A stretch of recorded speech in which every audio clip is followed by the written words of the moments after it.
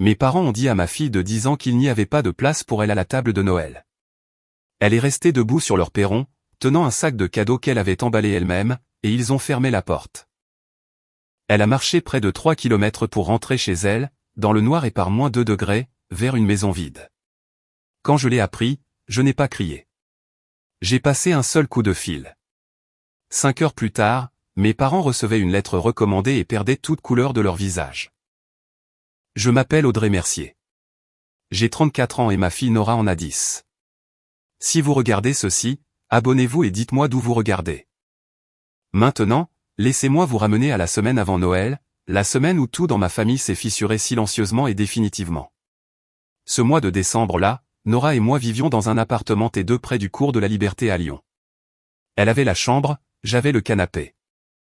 Le radiateur émettait un cliquetis toutes les 40 minutes, comme un métronome que personne n'avait demandé, et le robinet de la cuisine avait une goutte que j'avais appris à ignorer en dormant. Ce n'était pas grand-chose, mais c'était à nous, du moins temporairement. J'étais en plein divorce. Mon ex, Raphaël, avait demandé la garde exclusive 3 mois plus tôt, et mon avocat avait été très clair, le juge examinerait la stabilité. Logement stable, revenu stable, environnement stable. Toute perturbation, tout signe que la vie de Nora était chaotique, et l'avocat de Raphaël s'en servirait. Alors, j'ai fait profil bas. Je travaillais de nuit aux urgences de l'hôpital Édouard Herriot, je prenais des gardes supplémentaires quand il y en avait, et je m'assurais que chaque facture était payée le premier du mois. Je n'avais pas le droit à l'erreur. Mes parents savaient tout cela. Ils étaient au courant de l'audience pour la garde prévue le 3 janvier.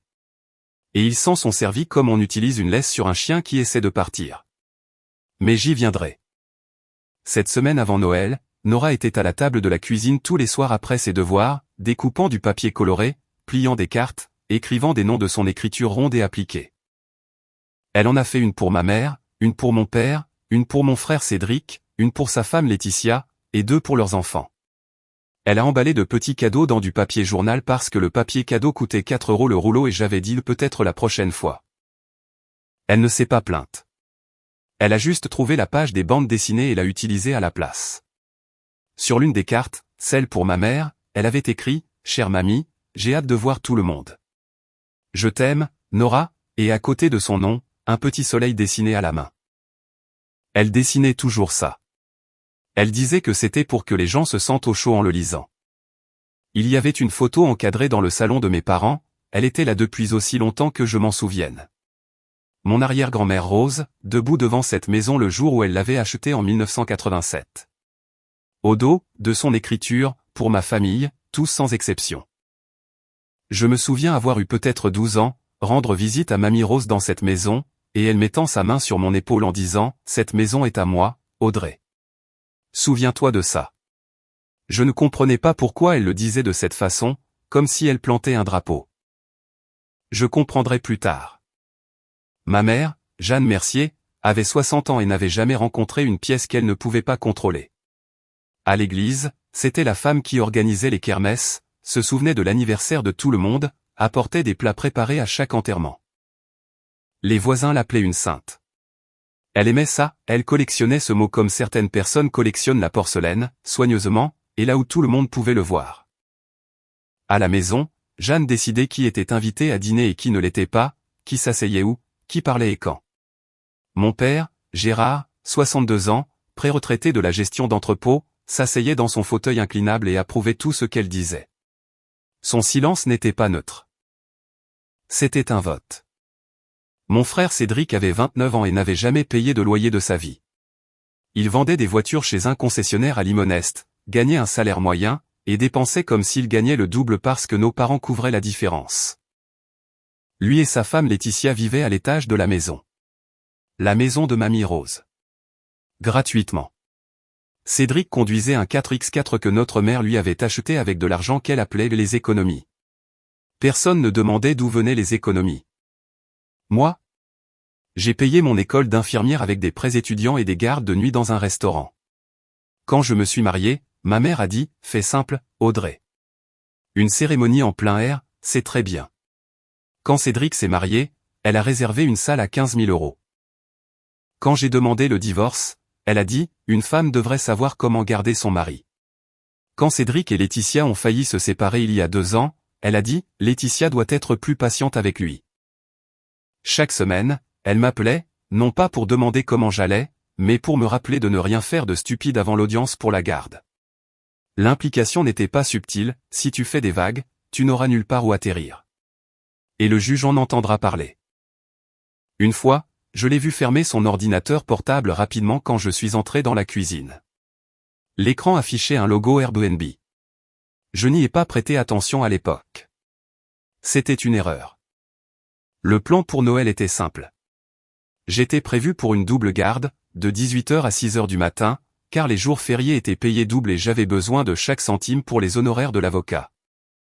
Mes parents devaient récupérer Nora à 16h, l'emmener à la maison pour le dîner de Noël, et je viendrais la chercher le lendemain matin. Bien sûr, avait dit ma mère au téléphone quand j'avais confirmé. Amène-la. On passera un moment merveilleux.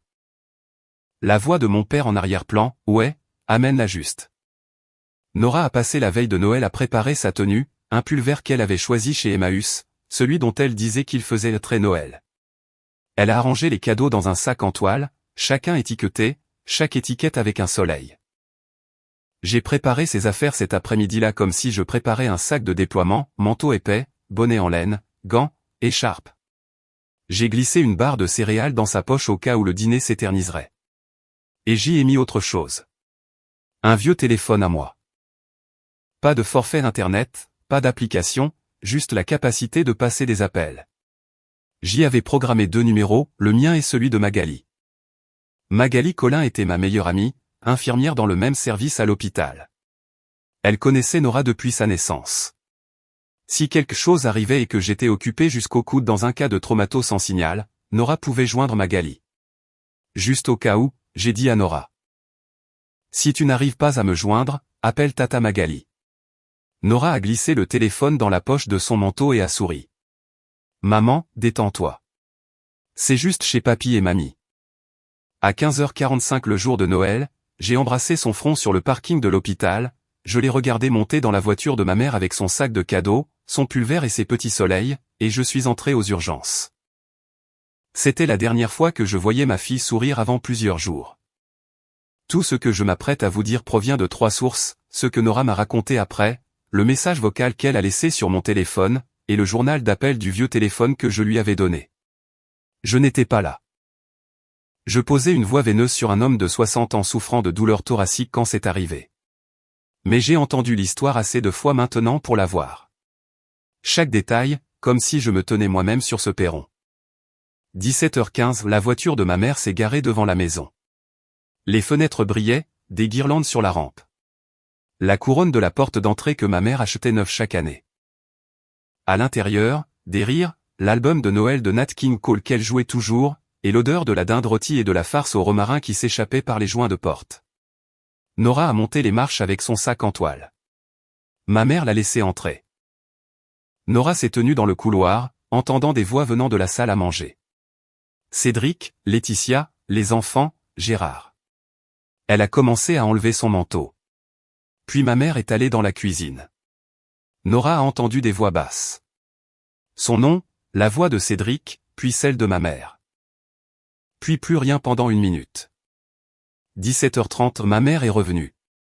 Son visage avait changé. La chaleur avait disparu.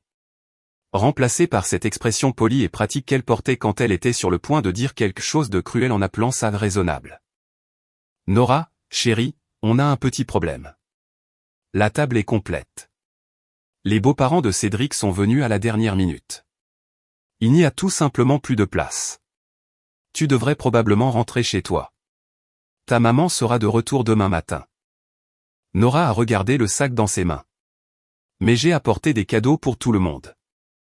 Ma mère a jeté un coup d'œil au sac en toile comme on regarde un prospectus que quelqu'un vous tend dans la rue. C'est gentil. Laisse-les juste sur le perron. On les ouvrira plus tard. Derrière ma mère, mon père se tenait dans le couloir. Il n'a rien dit. Cédric a regardé par-dessus son épaule depuis la salle à manger, puis s'est détourné. Et voici ce que Nora m'a dit plus tard, d'une voix si stable que ça m'a brisé plus que si elle avait pleuré. Elle a regardé par-dessus l'épaule de ma mère dans la salle à manger et a compté 12 chaises autour de cette table. L'une d'elles était vide. La porte s'est fermée. La couronne a tremblé une fois puis s'est immobilisée. Nat King Cole a continué à jouer à l'intérieur. Ma fille s'est tenue seule sur ce perron, tenant un sac de cadeaux dont personne ne voulait. Et elle n'a pas pleuré. Elle s'est juste retournée et a commencé à marcher. Il faisait moins 2 degrés Celsius. Je le sais parce que j'ai vérifié le relevé météo après.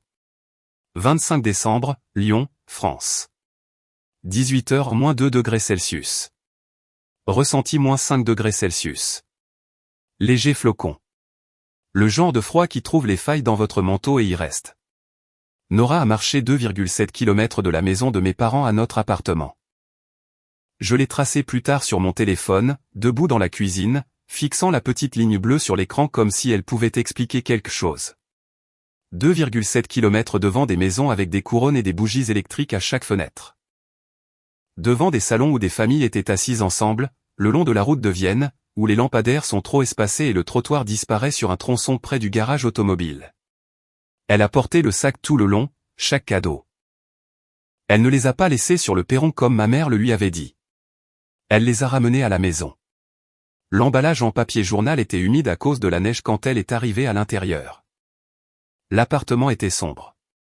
J'avais baissé le chauffage à 15 degrés avant de partir. Pas besoin de chauffer un endroit vide, avais-je pensé, puisque Nora serait chez mes parents toute la soirée. Elle a déverrouillé la porte, allumé une lampe et s'est assise au bord de son lit dans son manteau. Elle a essayé de m'appeler à 17h43. Pas de réponse. J'étais en salle de déchocage. Elle a rappelé à 17h45. Messagerie. À 17h47, elle a appelé Magali. Magali a décroché à la 2e sonnerie. Elle m'a dit plus tard que lorsqu'elle a entendu la voix de Nora, calme, petite, précise, elle a attrapé ses clés avant même que la phrase ne soit finie. À 17h52, Nora m'a laissé un message vocal. 23 secondes. Je l'ai écouté plus de fois que je ne l'admettrai jamais. Mamie a dit qu'il n'y avait pas de place. Je suis rentré à pied. Je vais bien. Je suis juste. Je suis dans l'appartement. Joyeux Noël, maman. Magali s'est garée sur notre parking à 18h02. Elle a pris une photo quand elle est entrée. Je l'ai. Horodatage 18h02. Nora assise sur le lit, portant toujours son manteau, le sac de cadeaux par terre à côté d'elle, une lampe allumée, le reste de l'appartement sombre. Magali a enveloppé Nora dans une couverture, a monté le chauffage et l'a conduite chez elle pour la nuit. À 18h30, Nora mangeait des restes de lasagne à la table de cuisine de Magali avec le chat de Magali sur les genoux. Elle était en sécurité, mais je ne savais rien de tout ça encore. J'étais toujours aux urgences à vérifier les constantes, à remplir des dossiers, supposant que ma fille était assise à la table de mes parents, ouvrant des cadeaux à côté d'un sapin de Noël dans une maison chaude remplie de gens qui l'aimaient. J'ai vérifié mon téléphone à 22h32 pendant ma pause de 15 minutes. 3 appels manqués de Magali, un message vocal de Nora. 0 appel, 0 SMS de ma mère, 0 de mon père, 0 de Cédric. J'ai écouté le message vocal d'abord. 23 secondes. Je me suis tenu dans la salle de pause du personnel, le dos contre un casier en acier froid, et j'ai écouté ma fille de 10 ans me souhaiter un joyeux Noël depuis un appartement où elle n'aurait jamais dû se trouver ce soir-là. Sa voix était stable, un peu fluette, sans pleurs, pire que des pleurs parce que cela signifiait qu'elle avait déjà décidé que c'était quelque chose qu'elle devait gérer toute seule. Je l'ai écouté encore, puis une fois de plus, parce qu'une partie de moi attendait que ça cesse d'être réel. Ensuite, j'ai appelé Magali. Elle a répondu immédiatement. Elle va bien. Elle dort. Elle est chez moi. Et puis doucement, Audrey. Elle est rentrée seule à pied dans le noir le jour de Noël. Magali m'avait déjà envoyé la photo par SMS. Je l'ai ouverte. Ma fille toujours dans son manteau, assise sur le lit, une lampe allumée, ce sac de cadeaux par terre. Horodatage 18h02, 25 décembre. J'ai regardé cette image pendant longtemps. J'ai regardé la façon dont la lumière frappait seulement la moitié de son visage et la façon dont le reste de l'appartement derrière elle n'était que rien. Des meubles sombres, pas d'arbres, pas de musique, pas de gens. J'ai dit, merci, Magali. Je finis ma garde. Elle a marqué une pause. Audrey. Je finis ma garde, ai-je répété. Et je l'ai fait. Je suis retourné dans le service. J'ai noté les médicaments, changé les pansements et parlé aux patients de cette voix calme et égale qu'on vous apprend à utiliser quand tout s'effondre et que vous êtes la seule personne dans la pièce qui ne peut pas se permettre de le montrer. Je n'ai pas appelé ma mère. Je n'ai pas appelé mon père. Je n'ai pas appelé Cédric. Il n'y avait plus rien à discuter. À partir de ce moment-là, il n'y avait plus que de la paperasse. Quand ma garde s'est terminée à 6 heures du matin, je me suis assise dans ma voiture dans le parking de l'hôpital pendant peut-être 4 minutes, moteur tournant, chauffage allumé, téléphone à la main. J'ai fait défiler mes contacts et je me suis arrêté sur un nom, Rose Mercier. Je n'ai pas encore appelé, pas à 6 heures du matin, mais je le ferai. Et quand je le ferai, les choses commenceraient à bouger dans une direction que mes parents n'avaient jamais imaginée, parce qu'ils avaient passé 18 ans dans une maison qu'ils pensaient être la leur, et ils n'avaient jamais pris la peine de lire les papiers qui disaient le contraire. Ma mère m'a appelé à 8h14 le lendemain matin, le 26 décembre. Je connais l'heure exacte parce que j'enregistrais. J'ai appuyé sur enregistrer avant de décrocher. J'avais appris aux urgences que lorsque les choses tournent mal, il faut documenter d'abord et ressentir ensuite. Audrey, sa voix était légère, presque joyeuse. J'ai entendu dire que Nora était rentrée hier soir. Je ne suis pas sûr de ce qui s'est passé. Je lui ai dit d'attendre 10 minutes pendant que je réorganisais les choses et elle est juste partie. Tu sais comment sont les enfants, si dramatiques. J'ai laissé le silence s'installer pendant 3 secondes complètes. Puis, maman. Nora m'a appelé à 17h52. Elle a dit que tu lui avais dit qu'il n'y avait pas de place. Elle est rentrée à pied. Un changement. Je l'ai entendu. Un recalibrage. Les engrenages tournant derrière cette voix polie. Eh bien, c'était le chaos, Audrey. La belle-mère de Cédric est venue à la dernière minute. J'ai dû prendre une décision. Qu'est-ce que j'étais censé faire? Mettre une invitée âgée à la porte pour une enfant? Tu as mis une enfant de 10 ans à la porte? Silence. 4 secondes cette fois. Puis la 3e vitesse de Jeanne. L'attaque. Ne commence pas avec moi, Audrey. Je t'ai soutenu à travers ton désordre. Je t'ai logé, j'ai gardé ton enfant, je t'ai couverte, et c'est le merci que je reçois? Tu es juste comme le côté de ton père. Ingrats, tous autant que vous êtes. Sa voix montait maintenant. Pas forte, mais tranchante. Comme une lame qui n'a pas besoin d'être grande. Et laisse-moi te dire quelque chose. Si tu en fais toute une histoire, ne t'attends pas à ce qu'on vienne à ton audience pour la garde. Ne t'attends pas à un toit. Ne t'attends à rien. 7 minutes et 23 secondes. J'ai tout enregistré, y compris la dernière chose qu'elle a dite avant de raccrocher. La chose qu'elle pensait probablement être une menace, mais que j'ai classée comme preuve. Si tu fais n'importe quoi de stupide, Audrey, je m'assurerai que ce juge sache exactement quel genre de mère tu es. J'ai posé le téléphone sur le comptoir de la cuisine. J'ai regardé le fichier d'enregistrement. 7h23, 26 décembre, 8h14. Et je l'ai sauvegardé dans un dossier que je venais de créer. J'ai nommé le dossier épreuve. Cédric a commencé à envoyer des SMS à 8h45, pas un appel téléphonique qui nécessiterait d'entendre ma voix. Cédric n'avait jamais été à l'aise avec tout ce qui ne pouvait pas être fait à une distance de sécurité. 8h45, maman m'a dit que tu en as fait tout un plat pour hier soir. Sérieusement. 8h47, Nora va bien. Les enfants rentrent à pied tout le temps. Arrête d'être dramatique. 8h52, tu dois t'excuser auprès de maman. Elle pleure. 9h01, si tu pousses le bouchon, je jure que je dirai à l'avocat de ton ex que tu es instable. Je n'ai répondu à aucun d'eux. J'ai fait une capture d'écran de chacun. Chacun est allé dans le dossier. En milieu de matinée, la machine était en marche. Jeanne avait déjà appelé sa sœur, ma tante Diane, et livré sa version. Audrey a abandonné Nora chez nous, puis nous l'a reproché. Tante Diane m'a appelé à 10h15, la voix douce d'une inquiétude qui n'était pas vraiment pour moi. Chérie, ta mère est juste dévastée. Tu ne peux pas laisser passer ça? C'est Noël. Est-ce qu'elle t'a dit que Nora est rentrée seule à pied dans le noir? Une pause. Elle a dit que Nora était partie d'elle-même.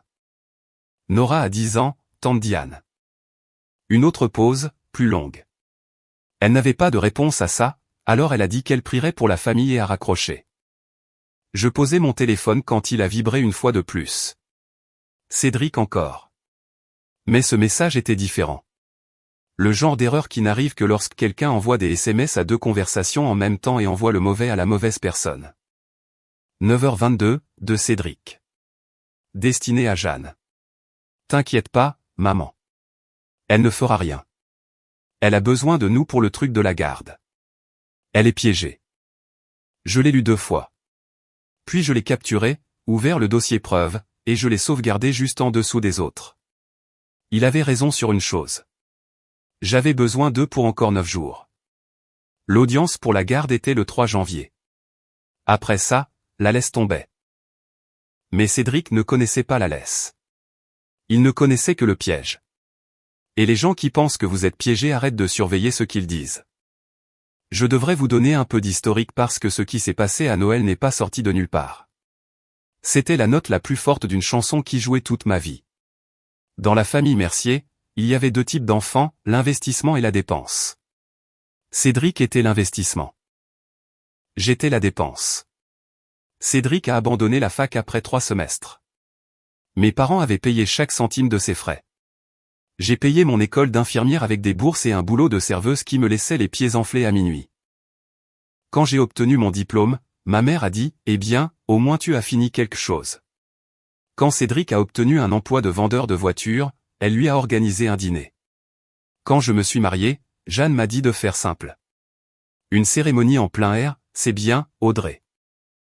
Pas besoin d'exagérer. Budget, tout ce que je pouvais rassembler. Quand Cédric a épousé Laetitia 2 ans plus tard, ma mère a réservé un lieu avec un lustre et une pièce montée à 3 étages et a fait un chèque de 15 000 €. Elle a appelé ça un investissement dans son avenir. Quand mon mariage s'est effondré, elle a dit, une femme devrait savoir garder son mari. Quand Cédric et Laetitia ont failli se séparer cette mauvaise période avec les dettes de carte de crédit, elle a dit, Laetitia doit apprendre la patience. Et puis il y a eu la façon dont il traitait Nora. Les 2 enfants de Cédric, Enzo, 5 ans, et Lola, 3 ans, étaient mes bébés. Jeanne les postait sur Facebook chaque semaine, tenues assorties à Pâques, chants de citrouille en octobre. Les petits-enfants de ma mère au premier plan. Nora était la gosse d'Audrey, ou parfois juste la petite. Le Noël dernier, celui d'avant, Nora avait été placée à une table pliante dans le couloir pendant que tout le monde était assis à la table principale. Quand elle a demandé pourquoi, ma mère a dit, la grande table est pour la famille proche, Nora. Nora l'a regardée. Je ne suis pas de la famille proche. Ma mère a changé de sujet. J'ai avalé la couleuvre. J'étais à 2 mois du dépôt de divorce, je dormais sur un canapé, et j'étais terrifié qu'un faux mouvement me coûte ma fille au tribunal des affaires familiales. Alors, j'ai avalé ça comme j'avalais des choses de cette famille depuis 30 ans. Mais quelqu'un d'autre a entendu parler de ce moment par un appel téléphonique dont je ne savais même pas qu'il avait eu lieu. Mamie Rose. Elle avait entendu et elle n'avait pas dit un mot. Pas encore. Elle attendait. Je ne savais juste pas quoi. Laissez-moi vous parler de la maison. C'était une maison bourgeoise sur 3 niveaux dans une rue bordée d'arbres à Bron, dans la proche banlieue de Lyon. Façade blanche, volets noirs, grand porche. Mon arrière-grand-mère Rose l'a acheté en 1987 avec l'argent liquide de 40 ans de comptabilité et une retraite de l'éducation nationale. Elle y a élevé son fils, mon grand-père. Quand il est décédé en 2003, elle est restée 2 ans de plus. En 2005, elle a créé une SCI familiale, Société Civile Immobilière, y a mis la maison, et s'est nommée gérante. Les statuts de la SCI avaient une clause directrice que je ne lirai que bien plus tard, la propriété doit servir la famille, tous les membres, sans exclusion. En 2012, Mamie Rose a déménagé dans une maison de retraite médicalisée à Mâcon, à 1 heure de là. Jeanne et Gérard ont emménagé. Pas de bail, pas de loyer, juste un accord verbal qu'ils s'occuperaient de l'endroit. Cédric et Laetitia ont pris l'étage 3 ans après ça. Gratuit aussi, pas de bail non plus. 18 ans que mes parents vivaient dans cette maison sans payer 1 euro. Et en cours de route, ils avaient commencé à en parler comme si c'était la leur. Notre maison, la maison familiale, la maison dans laquelle nous avons versé nos vies. Comme si la femme qui l'avait réellement achetée, La femme assise dans une maison de retraite à 70 km de là, s'était simplement volatilisée. Mais il y avait le sous-sol, un espace aménagé qui servait de salle familiale où je regardais des films avec Mamie Rose quand j'étais gamine. Il y a 3 ans, Jeanne l'a fait rénover. Nouvelle serrure sur la porte, entrée séparée par le jardin. Elle disait à tout le monde que le sous-sol était humide et dangereux. Elle a dit à Mamie Rose qu'il y avait un problème de moisissure. Personne n'allait en bas. Ce soir-là, le 26 décembre, après le SMS erroné de Cédric et l'appel de tante Diane, j'ai ouvert l'application Airbnb sur mon téléphone et j'ai tapé l'adresse de mes parents. Ça a pris 4 secondes. Charmant studio en souplex, Lyon-Aubron. 47 commentaires. Badge Superhost, 85 € par nuit. Nom de l'hôte, Jeanne. Monsieur, j'ai fait défiler les photos de l'annonce. Et c'était là. Le vieux sous-sol de Mamie Rose, celui avec les murs lambrissés et la cheminée en briques. Nouveaux meubles, nouveaux draps, un petit panier de produits de toilette sur la table de chevet. 47 avis 5 étoiles dans une maison qui ne lui appartenait pas. Dans un sous-sol qu'elle disait à une femme de 90 ans être trop dangereux pour y entrer. J'ai tout capturé, l'annonce, les avis, les prix, le profil de l'hôte. Horodatage 26 décembre, 23h30. Puis j'ai fermé l'application, posé mon téléphone sur le comptoir de la cuisine et je me suis assise dans le silence pendant un long moment. Demain matin, j'allais appeler Mamie Rose. J'ai appelé à 7h15 le 27 décembre. Tôt, mais Mamie Rose avait été une lève-tôt toute sa vie, et le personnel de la maison de retraite m'avait dit une fois qu'elle était généralement habillée et lisait dès 6h30. Elle a décroché à la 3e sonnerie. Cette voix, rauque, fine, mais précise d'une manière que l'âge n'avait pas touchée. Comme une lame qui a été aiguisée tant de fois qu'elle est étroite mais coupe toujours net. Audrey, tu appelles tôt. Qu'est-ce qui s'est passé? Je lui ai tout raconté. Nora à la porte, l'excuse du manque de place, le retour à pied, l'appartement sombre, le message vocal. Mamie Rose est restée silencieuse. Pas le silence de quelqu'un qui n'a pas entendu, le silence de quelqu'un qui compte. J'ai attendu 10 secondes. Je le sais parce que j'ai compté jusqu'à 2. Puis elle a parlé et sa voix n'avait pas changé d'une fraction. Cette maison a 12 chaises et une table qui en accueille 14, Audrey. Je les ai achetées chacune d'entre elles. Je lui ai parlé de l'annonce Airbnb, du sous-sol, des 47 avis, des 85 € la nuit sous le nom de Jeanne. Un autre silence. 5 secondes cette fois. Donc, elle se fait de l'argent sur ma maison et renvoie mon arrière-petite-fille à la porte le jour de Noël. Ce n'était pas une question. C'était un verdict. Audrey, as-tu cette capture d'écran? L'annonce? Oui, mamie. Bien. J'appelle Maître Hérault ce matin. Maître Martin Hérault, l'avocat et notaire de Mamie Rose à Mâcon. Il avait établi la SCI en 2005 et géré chaque mise à jour depuis. Je l'avais rencontré une fois, il y a des années. Calme, prudent, le genre d'homme qui portait le même costume gris tous les jours et n'oubliait jamais une clause. Avant de raccrocher, Mamie Rose a dit une chose de plus. Je savais déjà que quelque chose n'allait pas, Audrey. Le Noël dernier, Nora m'a appelé pour me souhaiter un joyeux Noël, et elle m'a dit, Mamie Rose, je me suis assise toute seule à la petite table. J'ai interrogé Jeanne à ce sujet. Jeanne a dit que Nora préférait ça comme ça. Une respiration. Je l'ai cru. Je ne la croirai plus. Ce matin-là, alors que ma mère postait des photos des restes de Noël sur Facebook, celle de la table de dîner où Nora n'avait pas eu le droit de s'asseoir avec la légende tant en famille bénie, une femme à 70 km de là, dans une maison de retraite de Mâcon, était au téléphone avec son avocat. Et le compte à rebours avait commencé. Maître Martin Hérault m'a appelé à 14h15 cet après-midi-là. Sa voix était celle à laquelle je m'attendais, mesurée, posée, le genre de ton qui ne gaspille pas les mots parce que chacun a déjà été pesé. Mademoiselle Mercier, votre arrière-grand-mère m'a informé de la situation. J'ai examiné les documents de la SCI. Je veux vous expliquer où en sont les choses. Il a parlé pendant peut-être 4 minutes. Voici ce qu'il a dit, et je ne paraphrase que légèrement parce que je l'ai noté au dos d'un ticket de caisse debout dans ma cuisine. La maison était détenue par la SCI familiale Rose Mercier établie en 2005. Mamie Rose était la gérante unique et actionnaire majoritaire. Jeanne et Gérard n'avaient aucun bail, aucun titre de propriété, aucun intérêt de propriété d'aucune sorte. Ils étaient ce que la loi appelle des occupants à titre gratuit, des gens autorisés à rester selon le bon plaisir du propriétaire, et ce plaisir pouvait être révoqué. Droit français, noir sur blanc. Votre grand-mère m'a donné instruction de faire 2 choses, a dit Martin. Premièrement, préparer une sommation de quitter les lieux sous 30 jours, adressée à Jeanne et Gérard Mercier. Deuxièmement, rédiger une modification des statuts de la SCI et une donation. Retirant Jeanne et Gérard comme futurs bénéficiaires et vous nommant bénéficiaire unique avec Nora comme bénéficiaire subsidiaire. Je me suis appuyé contre le comptoir. Dans quel délai? L'avis partira par lettre recommandée demain, le 28 décembre. J'apporterai l'acte modificatif à l'établissement de votre grand-mère demain matin pour signature. J'ai déjà organisé la présence de 2 témoins du personnel de la maison de retraite. J'ai dit oui. Puis il a ajouté quelque chose qui m'a fait serrer le bord du comptoir. Mademoiselle Mercier, il y a un second sujet. Si Jeanne a généré des revenus locatifs à partir de la propriété de la SCI sans la connaissance ou le consentement de la gérante, cela peut constituer un abus de confiance et un détournement de fonds. J'aurai besoin que vous m'envoyiez tout ce que vous avez, l'annonce, les captures d'écran, les avis, tout.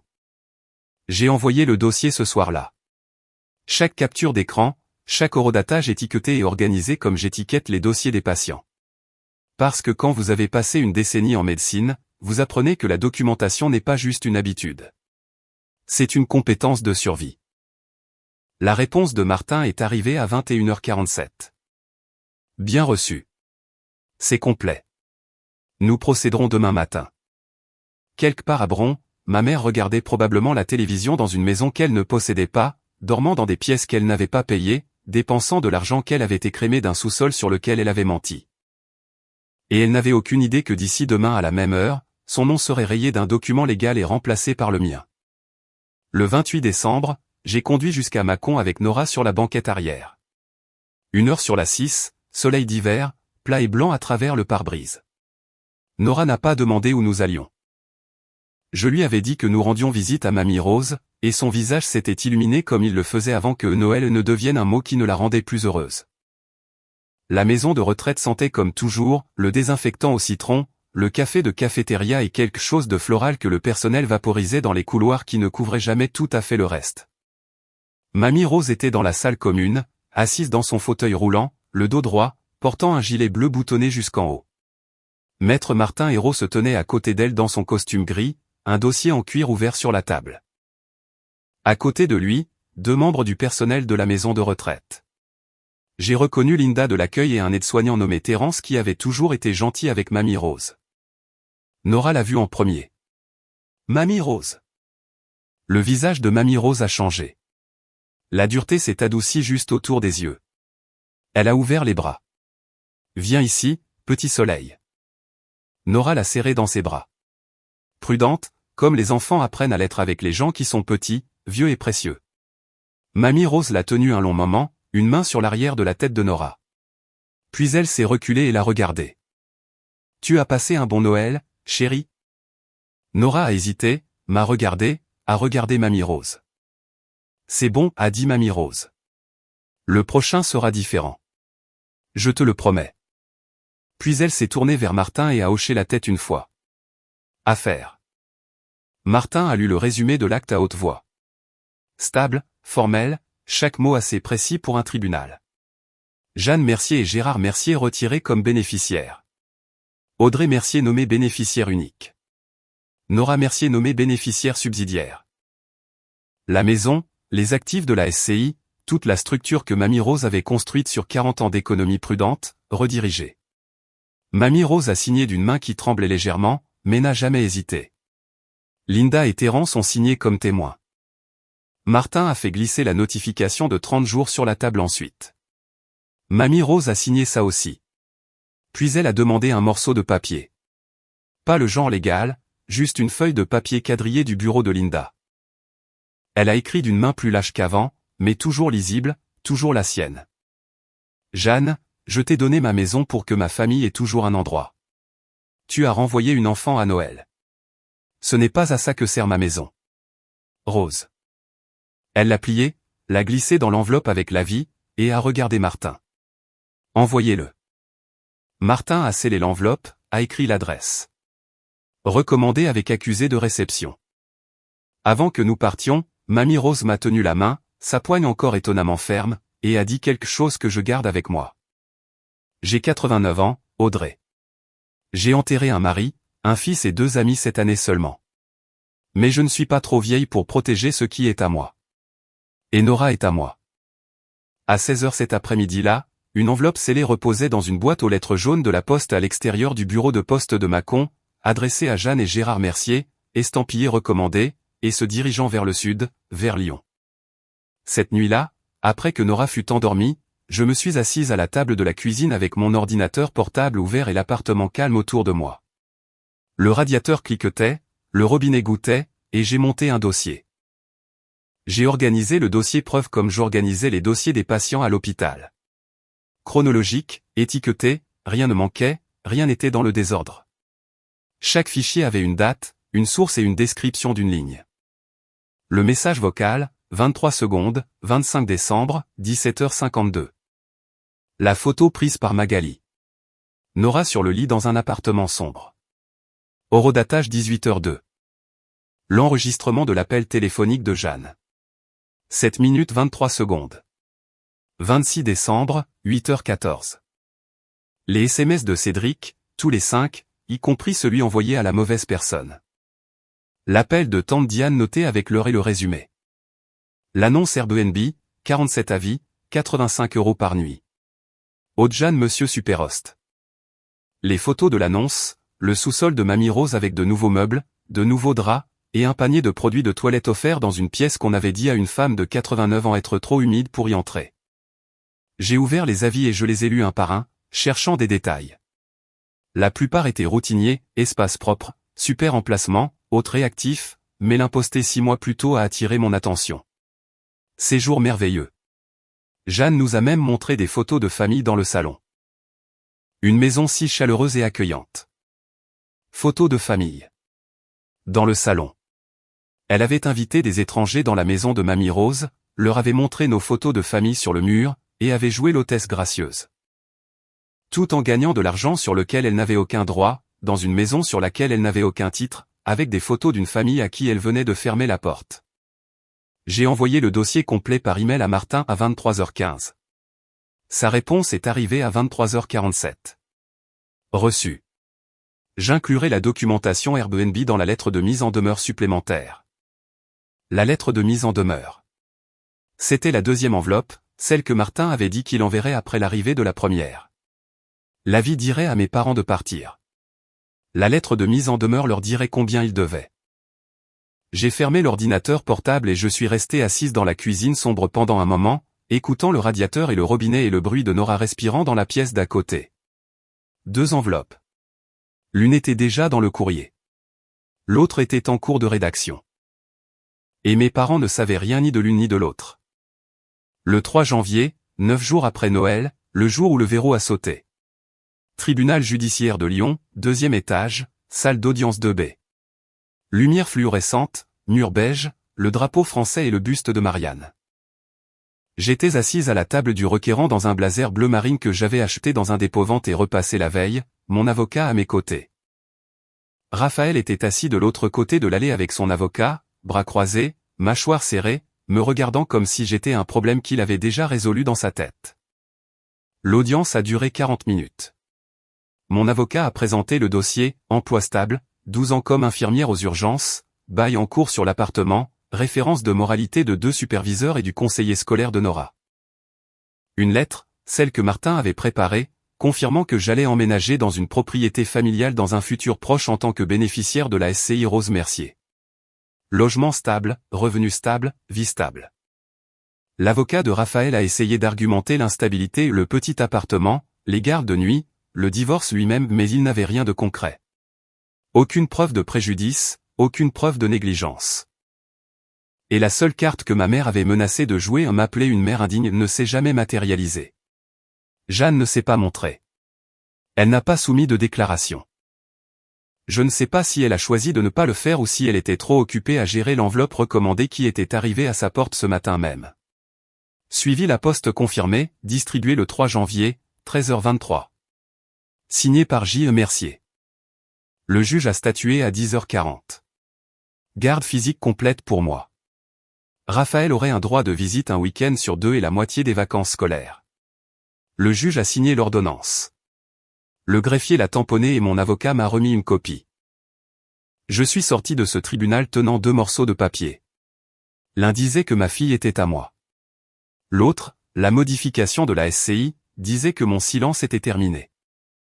Ce même matin, de retour à Bron, un facteur avait monté les marches du Porsche de mes parents et laissé une enveloppe qui nécessitait une signature. Ma mère avait signé à 13h23, s'attendant probablement à une carte de Noël en retard ou une facture. Elle ne jetterait pas celle-ci. Jeanne m'a appelé à 13h47, 24 minutes après avoir ouvert l'enveloppe. Je le sais parce que j'étais assise dans ma voiture sur le parking du tribunal, tenant encore l'ordonnance de garde quand mon téléphone a sonné et que son nom est apparu sur l'écran. J'ai laissé sonner 3 fois. Puis j'ai répondu. Sa voix était différente maintenant. Pas la Jeanne gestionnaire et lisse d'il y a 2 jours. C'était aigu, décomposé, tremblant aux coutures comme un mur dont on a arraché les montants. C'est quoi ça? Qu'est-ce que tu as fait? Ça dit qu'on doit partir dans 30 jours. C'est notre maison, Audrey.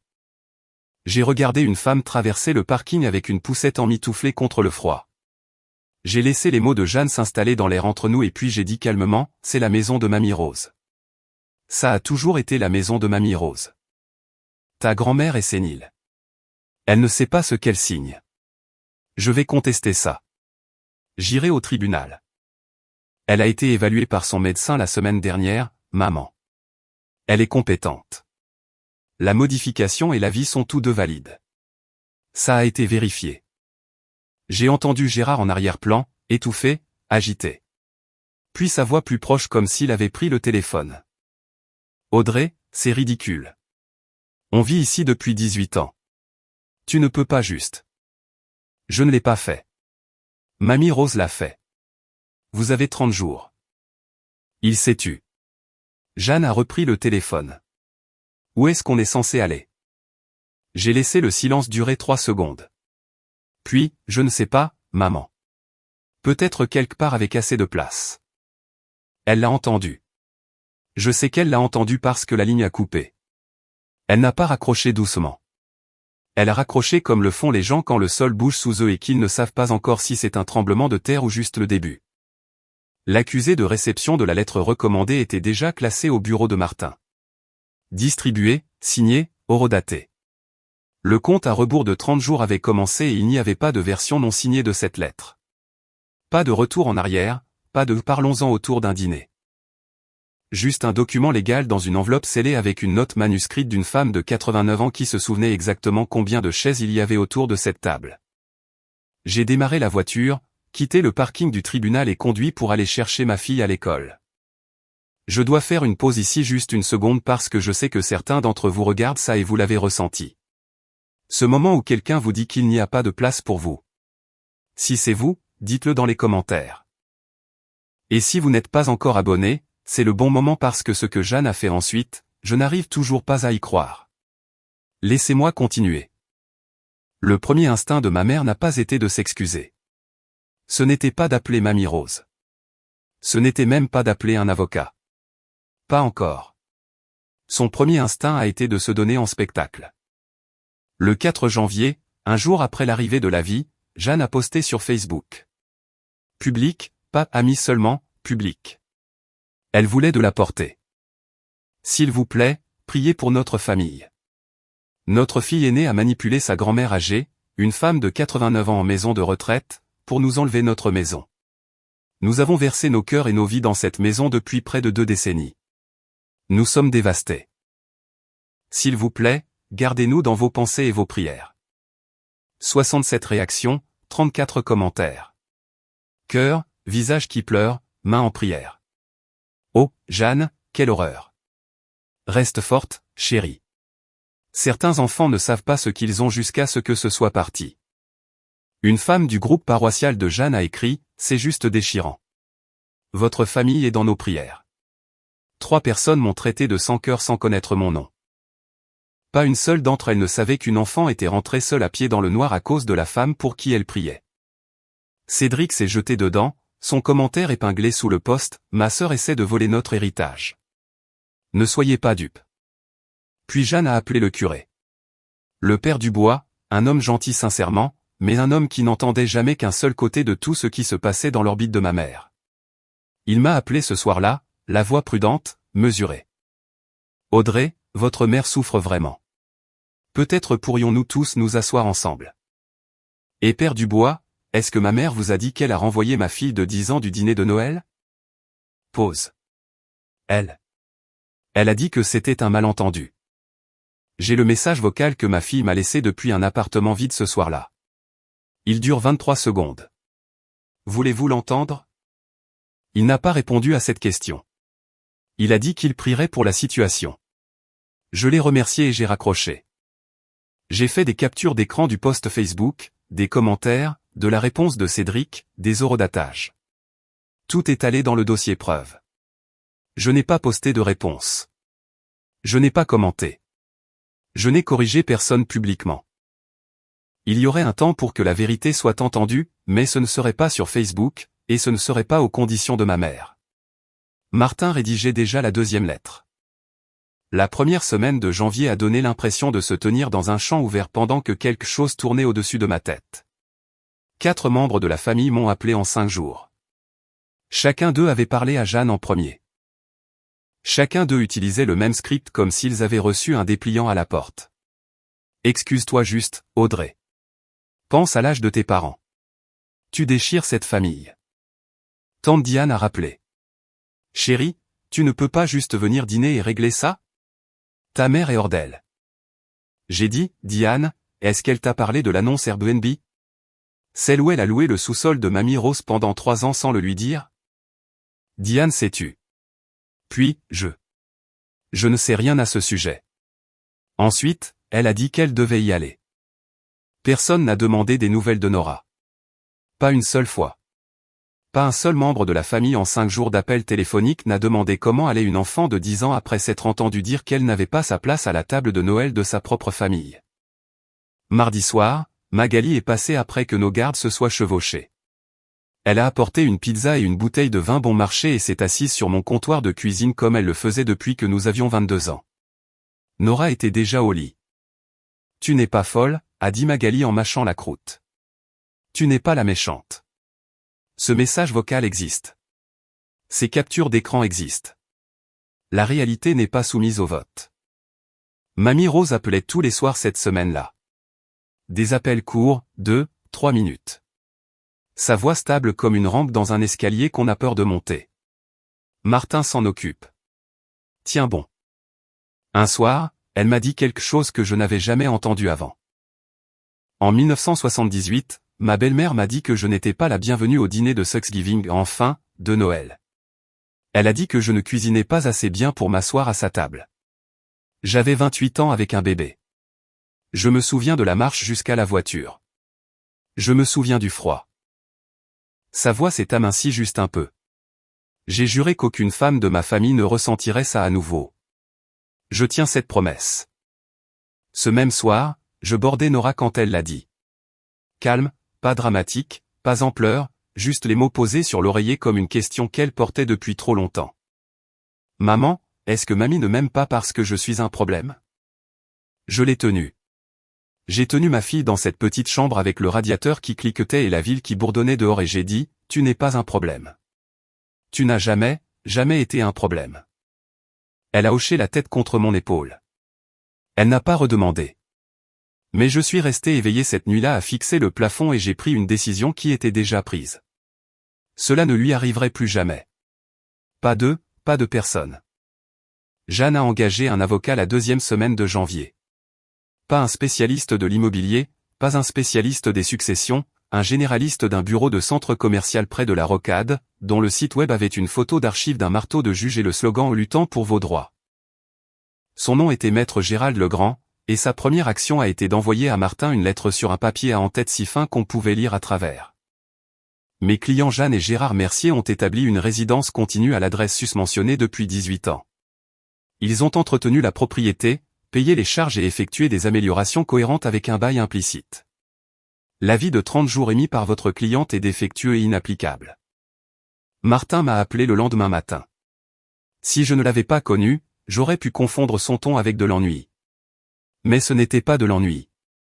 C'était le calme d'un homme qui faisait ça depuis 3 décennies et avait vu cette lettre 100 fois auparavant. Le droit au maintien dans les lieux nécessite un bail écrit ou des preuves de paiement de loyer. Vos parents n'ont ni l'un ni l'autre. Ce sont des occupants à titre gratuit. L'avis tient. La réponse de Martin à Legrand faisait 4 pages.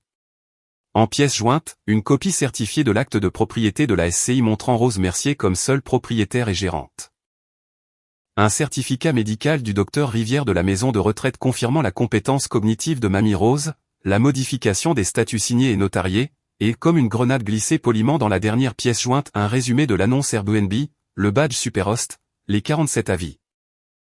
Et un calcul de revenus estimés. Le dernier paragraphe de la lettre de Martin disait « Si vos clients souhaitent contester cet avis au tribunal, nous sommes prêts à déposer une requête en expulsion. Nous avons également l'intention de poursuivre une réclamation séparée pour abus de confiance et détournement de revenus de la propriété en société civile, pour un montant estimé à 50 000 €. Nous accueillons l'opportunité de présenter la documentation des revenus Airbnb devant un juge. » Martin m'a raconté ce qui s'est passé ensuite. Legrand l'a appelé, pas par écrit cette fois, au téléphone. L'esbrouf avait disparu. Maître Hérault, je dois être honnête avec mes clients. Si vous pouvez prouver ces revenus Airbnb.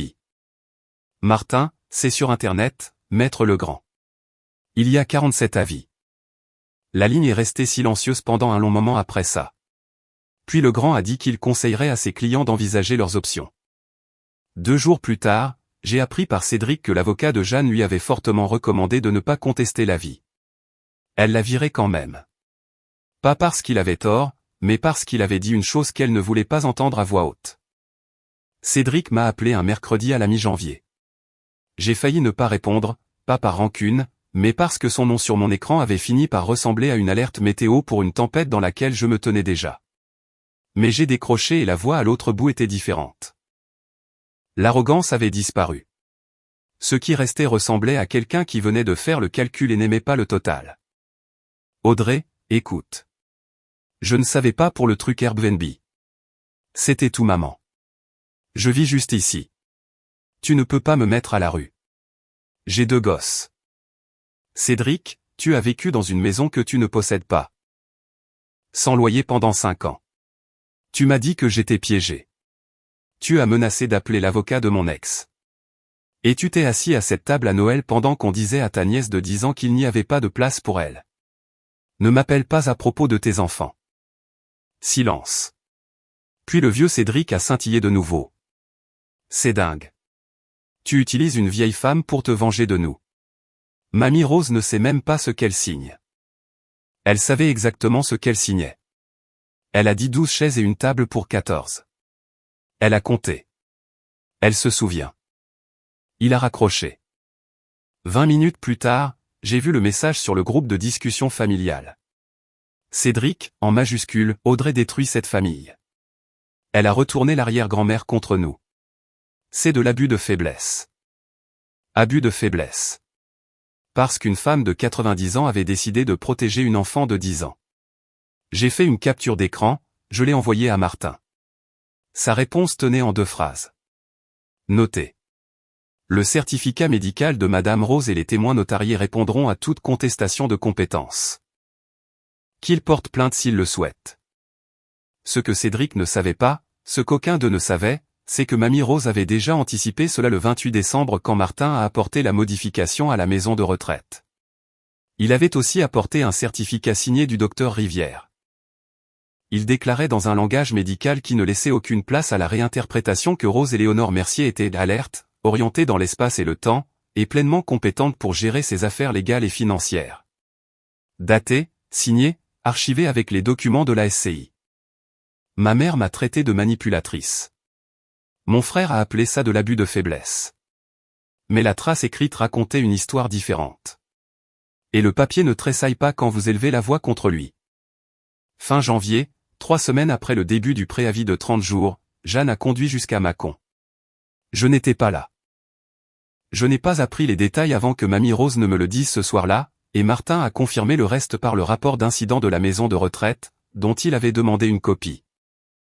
Donc, je vous raconte ce qui s'est passé tel que cela m'a été raconté par deux personnes qui n'avaient aucune raison d'embellir. Jeanne est entrée dans le hall de la maison de retraite à 11h40.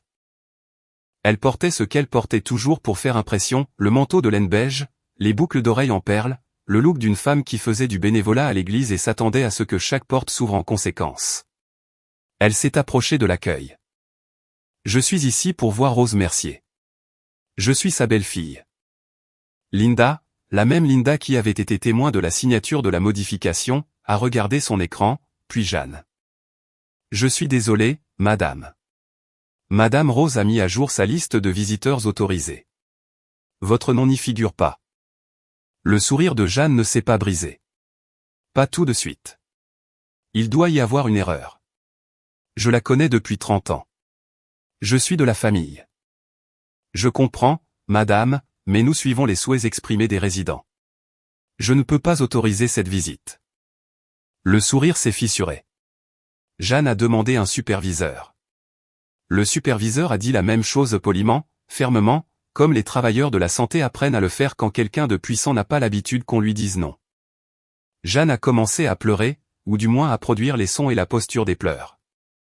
Elle est restée dans le hall pendant 12 minutes. Quand il est devenu clair que les larmes n'allaient pas déverrouiller la porte, le superviseur a dit « Madame, si vous n'êtes pas capable de partir par vous-même, nous devrons contacter la sécurité. » Jeanne est partie.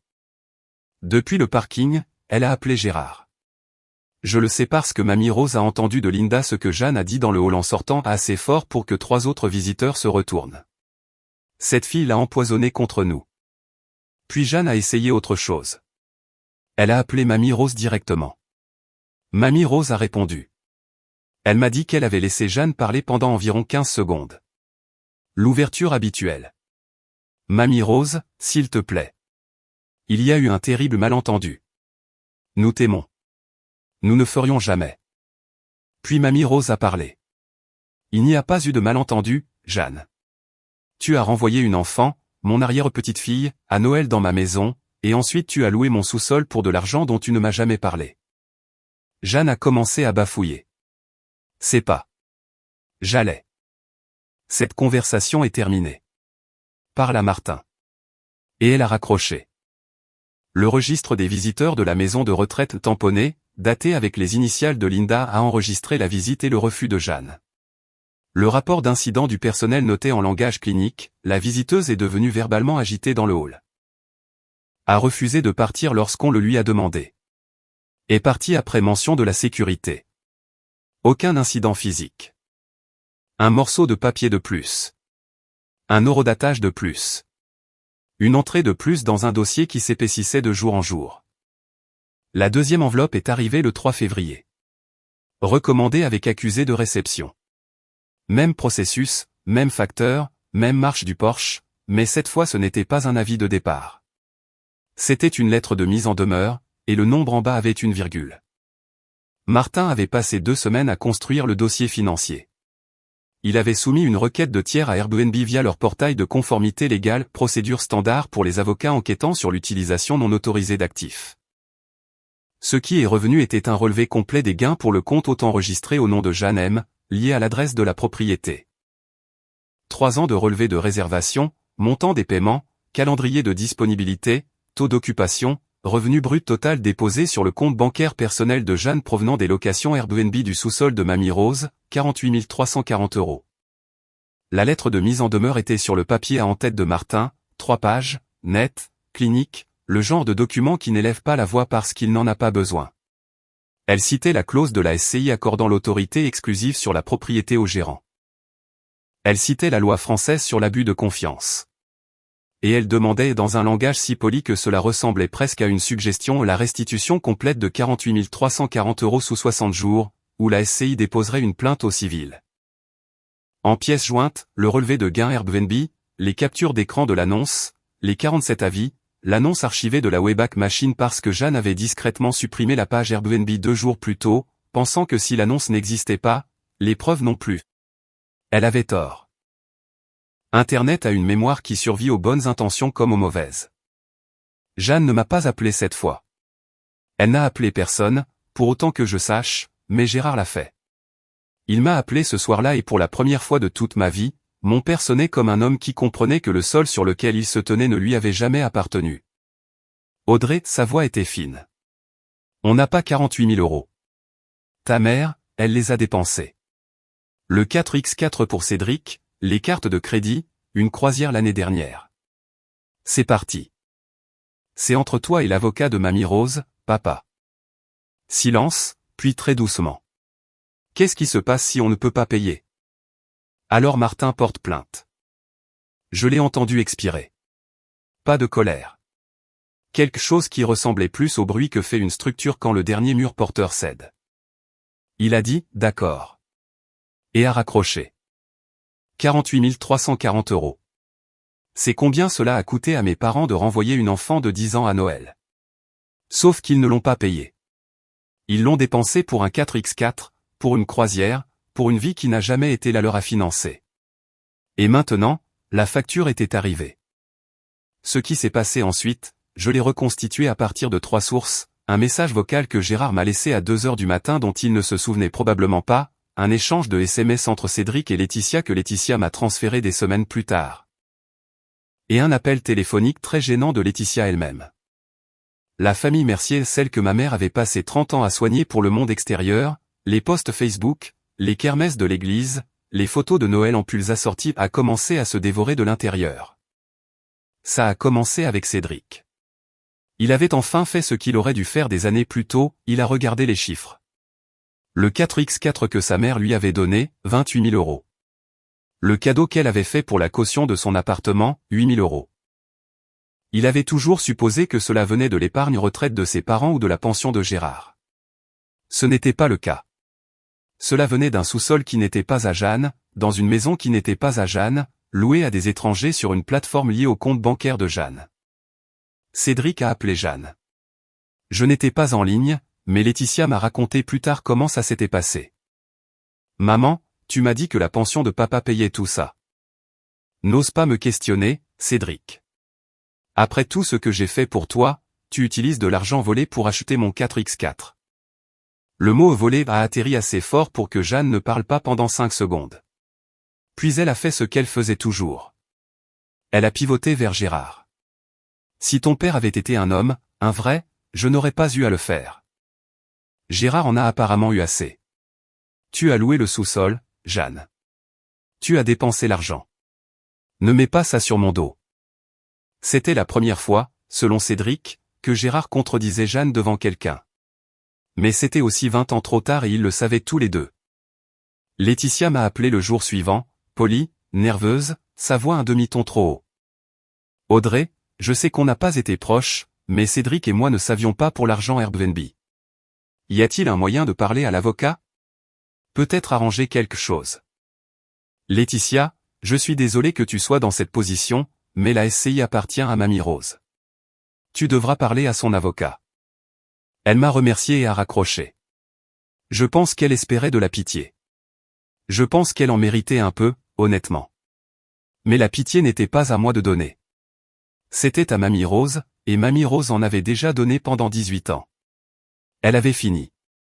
Cette semaine-là, Jeanne a fait un post Facebook de plus court cette fois. Quand ta propre famille te trahit. 12 réactions, 3 commentaires, et puis un 4e, de quelqu'un que je ne reconnaissais pas, quelqu'un qui avait apparemment été un invité dans ce sous-sol. Jeanne, j'ai été chez toi. C'est le même sous-sol listé sur Airbnb? Je pensais que ta grand-mère possédait cette maison. 2 heures plus tard, le post était supprimé, mais j'avais déjà fait la capture d'écran. La famille qui avait présenté un front uni à chaque Thanksgiving, chaque Noël, chaque kermesse paroissiale, celle qui souriait dans des pulls assortis pendant qu'une petite fille était assise seule à une table pliante, se dissolvait. Pas parce que je l'avais déchiré. Parce que la vérité l'avait fait. Je sais que ça fait beaucoup, mais on est presque à la fin.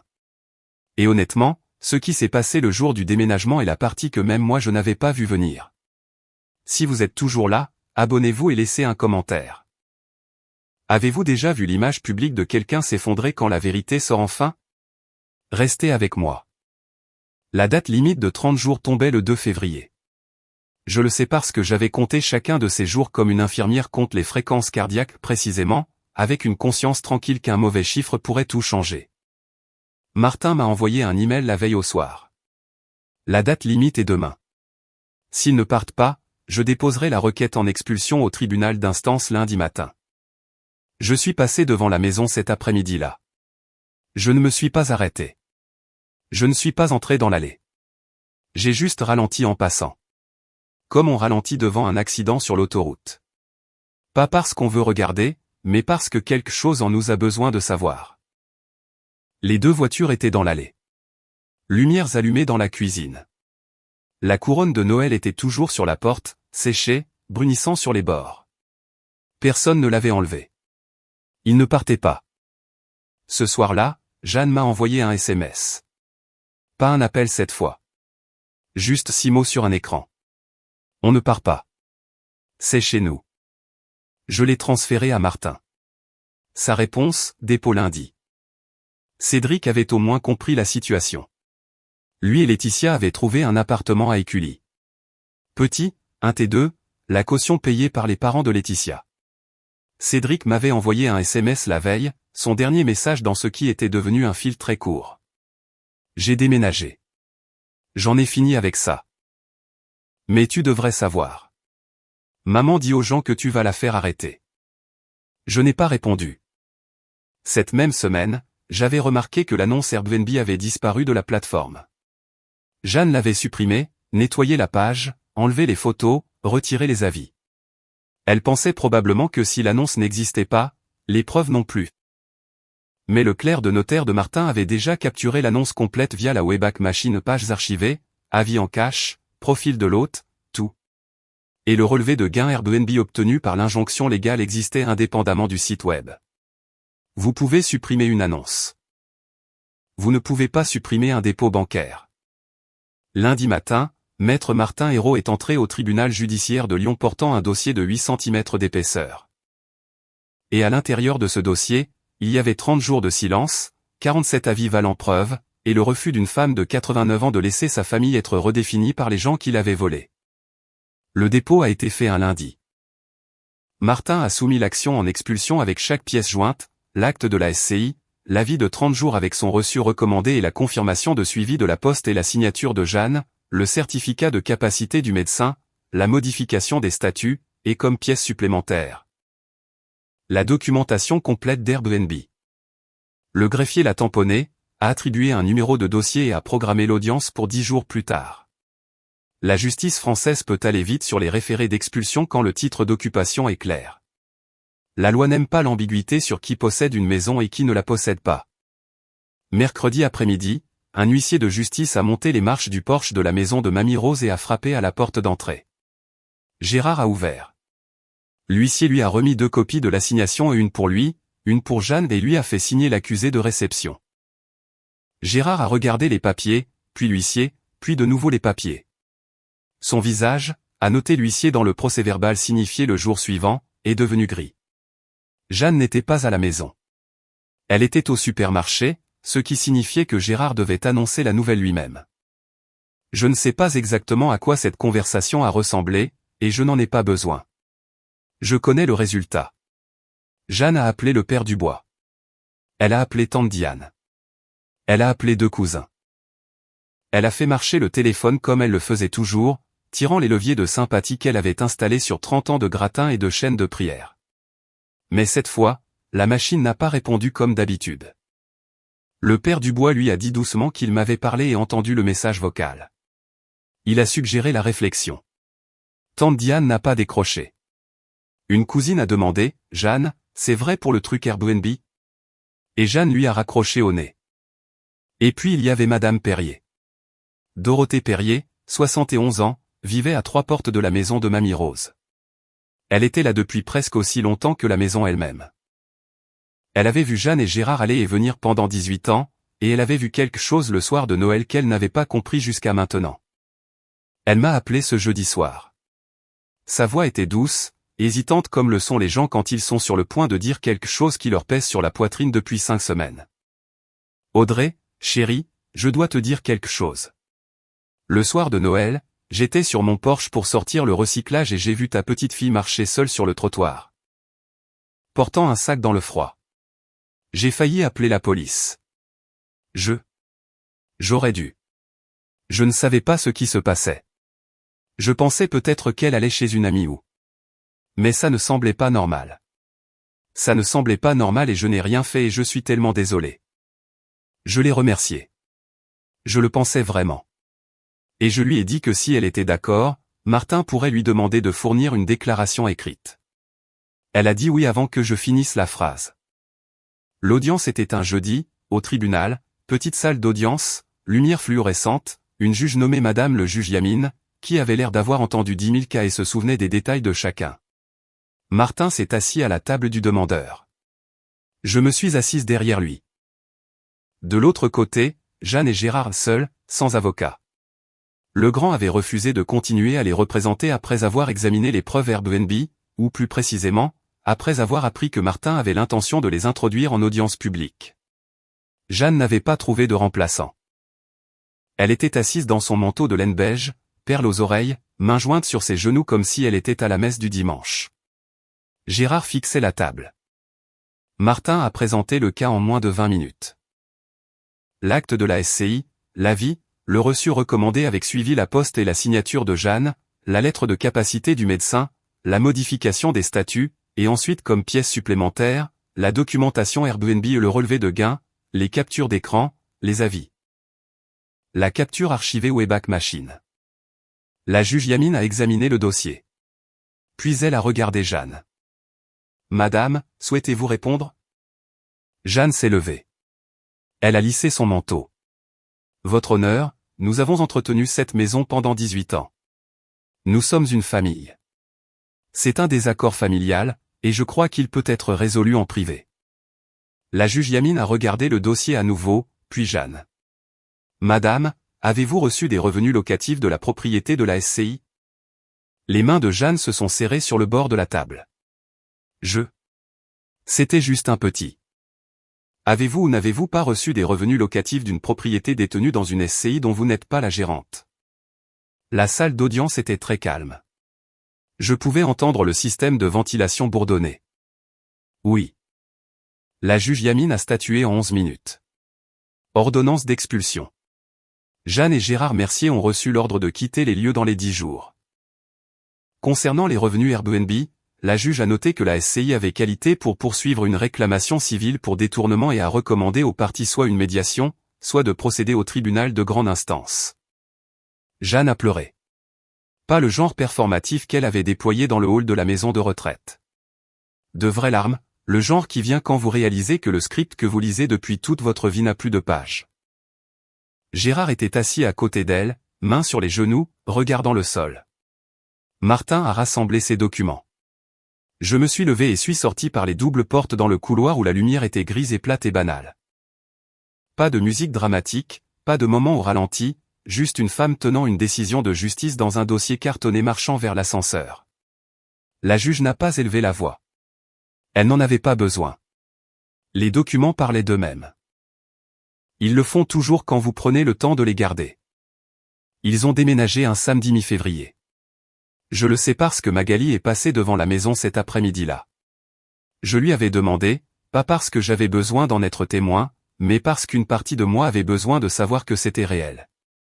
Un camion de location dans l'allée. Gérard portant des lampes et des cartons.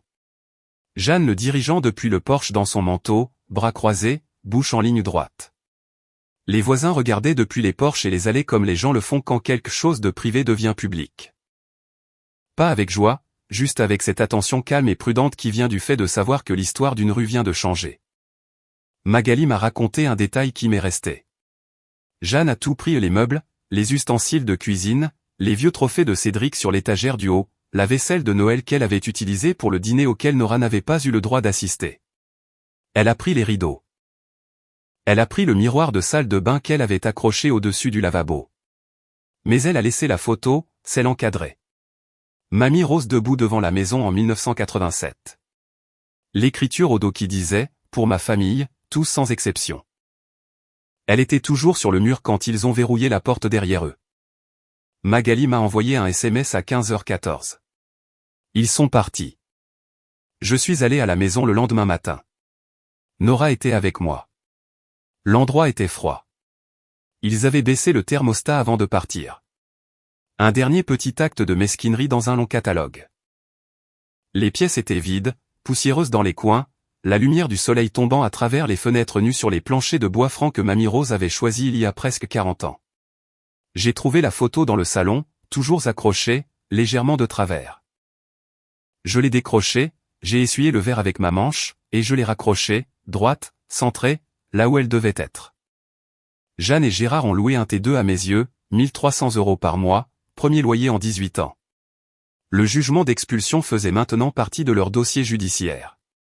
Martin les avait informés que la réclamation de 48 340 € restait active. S'ils n'acceptaient pas un plan de remboursement dans les 60 jours, la SCI porterait plainte. Elle a pris la vaisselle de Noël. Elle a laissé la photo.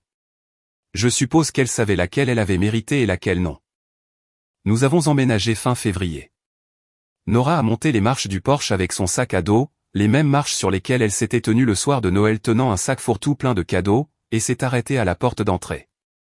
Elle m'a regardé. Je l'ai regardée. C'est à nous, a-t-elle demandé. C'est à Mamie Rose, ai-je dit. Elle nous laisse en prendre soin. Nora a hoché la tête comme si cela avait un sens parfait pour elle. La façon dont les choses ont du sens quand on a 10 ans, et que la confiance n'a pas encore été ruinée pour vous, du moins pas définitivement. Elle a choisi la chambre du haut, celle avec la fenêtre qui donnait sur le jardin arrière, où Mamie Rose avait gardé un potager dans les années 70. La pièce était nue, juste des murs et de la lumière, mais Nora est entrée et a tourné sur elle-même une fois les bras écartés comme si elle testait l'espace. Et je suis resté dans l'encadrement de la porte à la regarder sans essayer de nommer ce que je ressentais parce que je savais que si je le faisais, je craquerais. Martin a finalisé les papiers. La SCI restait au nom de Mamie Rose. Elle était toujours gérante, mais j'étais maintenant la bénéficiaire nommée et gardienne de la propriété. Je paierais la taxe foncière, entretiendrais la maison, paierais l'assurance. C'était une responsabilité, pas un cadeau. Je comprenais la différence, et j'en étais reconnaissante. J'ai appelé Mamie Rose ce soir-là en visio. Le personnel de la maison de retraite l'a aidé à caler le téléphone sur sa table. Elle a regardé Nora scotcher un panneau dessiné à la main sur la porte de sa chambre. Chambre de Nora avec un petit soleil dans le coin. Le petit soleil est à la maison, a dit Mamie Rose. Cette semaine-là, j'ai inscrit Nora à un cours d'art au centre culturel le samedi. Elle avait arrêté de dessiner après Noël. Pas dramatiquement, pas comme une déclaration, juste de la façon dont la lumière baisse quand on ferme un rideau. Elle avait arrêté de porter son carnet de croquis. Elle avait arrêté de mettre des soleils sur les choses. Le premier samedi, elle est rentrée avec une feuille de papier craft roulée sous le bras. Elle l'a déroulée sur la table de la cuisine, et j'ai vu ce qu'elle avait fait. Une maison avec une grande table au centre et 14 chaises dessinées soigneusement autour. Chaque chaise avait une étiquette avec un nom.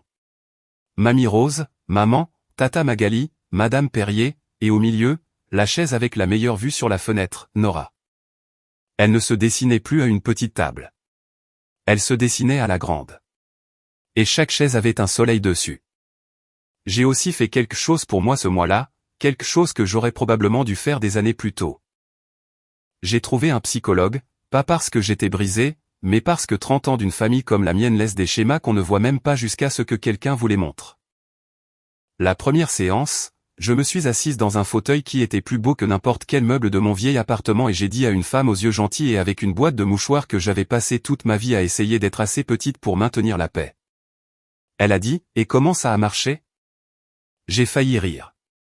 Ça n'a pas marché. Non, a-t-elle dit. Ça ne marche jamais. En mars, une lettre est arrivée. Pas en recommandé, pas d'un avocat, juste une enveloppe normale avec l'écriture de ma mère sur le devant. Les boucles prudentes et délibérées comme elles l'étaient toujours quand elle voulait avoir l'air composé.